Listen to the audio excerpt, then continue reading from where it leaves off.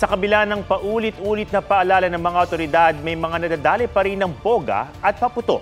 Sa datos ng DOH, 28 na ang naitalang firecracker-related injuries isang linggo bago ang bagong taon. May report si Marisol Abduraman.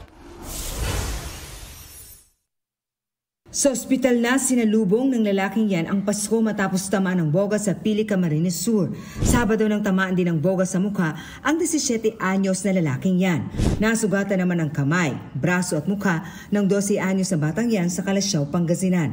Naabutan daw siya ng sinindihan niyang napulot na paputok. Sa buong Ilocos Region, 4 na ang naitalang biktima ng paputok, 2 na sa boga ng boga. Lantaran na rin ang bentahan ng mga iligal na paputok sa Divisoria sa Maynila. Pinagkukumpiskayan ng mga pulis. Dumayo naman ang ilan sa kilalang bentahan ng mga pailaw at paputok sa Bukawi, Bulacan. Pampabuenas, sabi nga nila. At the same time, masaya naman talaga pag may fireworks, di ba? Parang feel mo yung celebration ng New Year.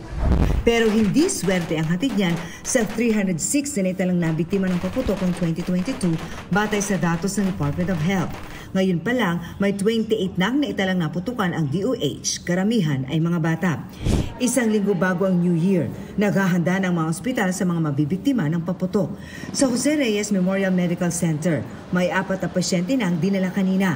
Minor injuries ang tinamo nila kaya nakauwi na rin. Naghahanda rin ang paggamutan sa ilang emergency cases gaya ng pagtaas ng presyon, vehicular accident at respiratory illness sa mga bata. Isa naman ang naitalang fireworks-related injury sa Quirino Memorial Medical Center. Batang nalapnos ang balat dahil sa lusis.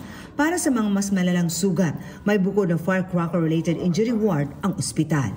Marisol Abduraman, nagbabalita para sa GMA Integrated News.